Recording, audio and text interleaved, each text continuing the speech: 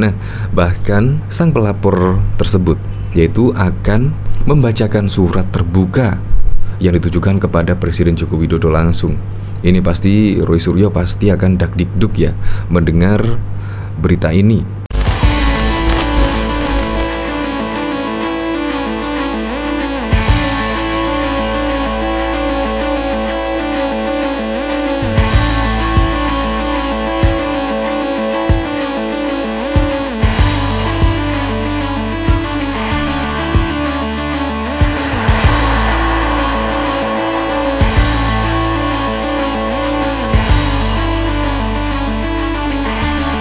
Sebelum menyaksikan video ini, pastikan bosku jangan lupa subscribe. Karena subscribe itu gratis plus bonus tonton video terbaru setiap harinya. Jangan lupa ya. Gara-gara kejadian kemarin, yaitu setelah ditetapkannya Roy Suryo sebagai tersangka, dan tanggal 31 Juli itu Roy Suryo kepergok menghadiri acara yaitu Klub Mercy. Padahal 28 Juli kemarin yaitu dia lemas setelah menjalani pemeriksaan, bahkan memakai penyangga leher. Selang 2 hari kemudian, Roy Suryo mendatangi Klub Mercy dan bahkan kelihatan ceria sekali, ketawa ke TV. Itu pun langsung dikomentari oleh pelapor Roy Suryo. Bahkan pelapor Roy Suryo merasa kepingin menangis. Nah, ini juga ditanggapi oleh Ferdinand Hutahian. Di sini Ferdinand Hutahian yaitu mengomentari sebuah artikel berita ya. Roy Suryo akhirnya buka suara terkait kehadiran di acara Klub Mercy yang viral di media sosial. Apa katanya? Bagi saya, pendek saja maknanya, pelaku tidak merasa bersalah dengan yang dilakukan. Padahal menurut saya hampir sama lah apa yang dilakukan oleh Ferdinand kemarin. Padahal setelah Ferdinand Hutahian ditetapkan menjadi tersangka, Ferdinand langsung ditahan. Tetapi sebaliknya dengan Roy Suryo, malah Roy Suryo kelihatan bersenang-senang. Ini bahkan Ferdinand Hutahian, hari ini saya dengar pihak pelapor dan kuasa hukumnya akan mengadakan konferensi pers dan membacakan surat terbuka kepada Presiden Joko Widodo terkait kasus dugaan penistaan agama dengan terlapor Roy Suryo yang telah berstatus tersangka karena dianggap melukai rasa keadilan di Humas Polri.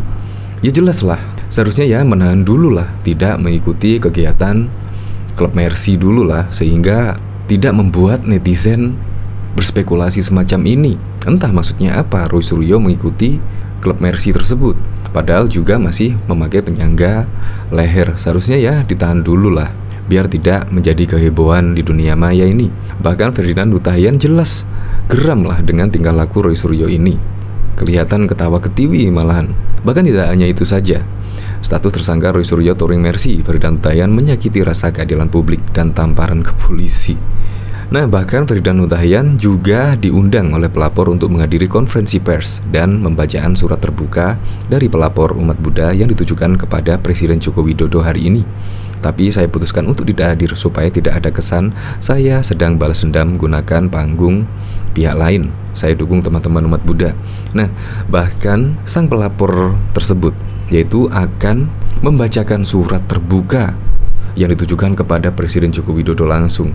Ini pasti Roy Suryo pasti akan dakdikduk ya mendengar berita ini.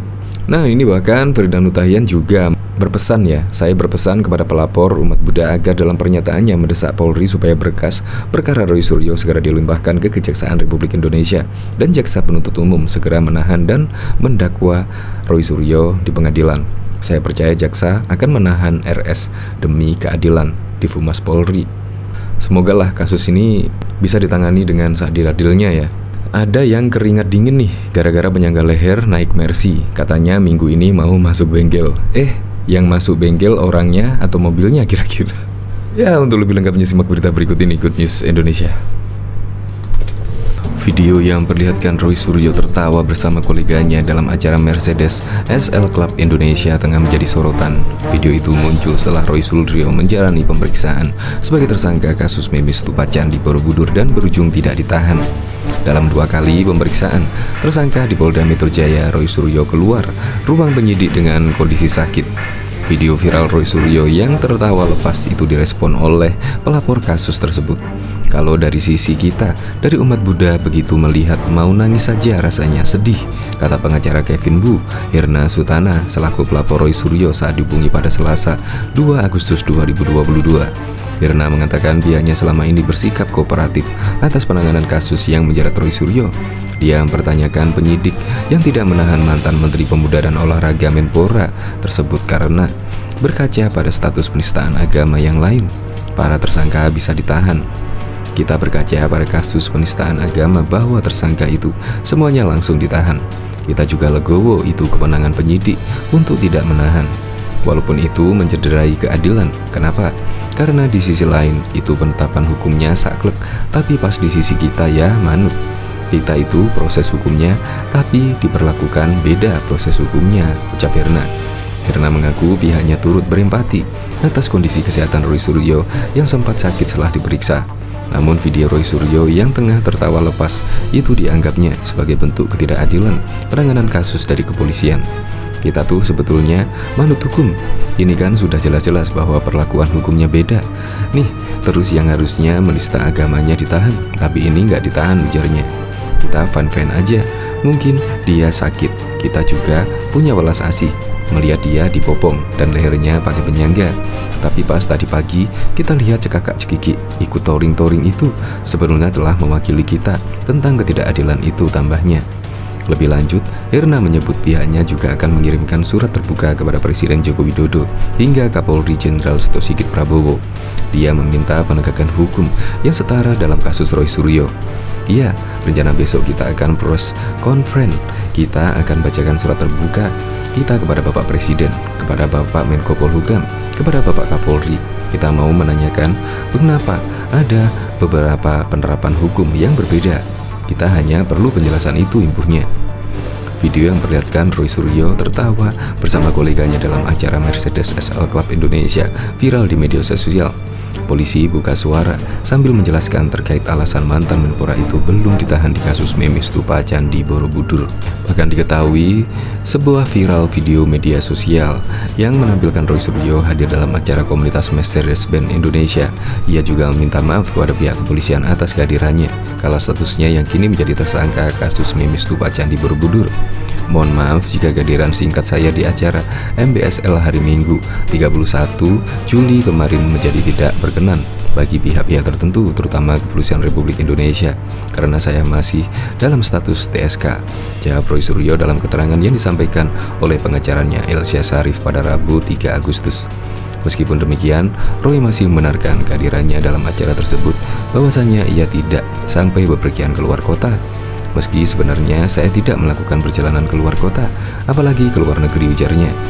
Adapun kehadiran Roy Suryo pada minggu lalu dalam rangka menghadiri acara ulang tahun anggota senior yang merupakan mantan Komjen Pol Nana Soekarno.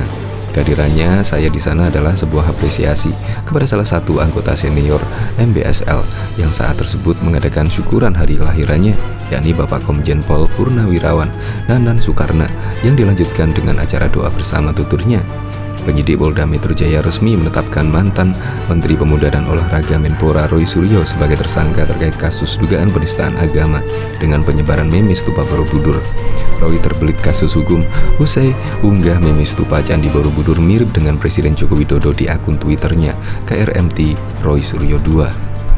Postingan ini viral di media sosial. Kepolisian kemudian menerima 2 laporan terkait unggahan Roy Suryo.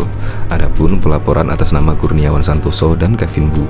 Roy Suryo dipersangkakan melanggar pasal 28 ayat 2 JU, pasal 45A ayat 2 Undang-Undang Nomor 19 Tahun 2016 tentang perubahan atas Undang-Undang Nomor 11 Tahun 2008 tentang informasi dan transaksi elektronik, dan atau pasal 156A KUHP, dan atau pasal 15 Undang-Undang Nomor 1 Tahun 1945 tentang peraturan hukum pidana.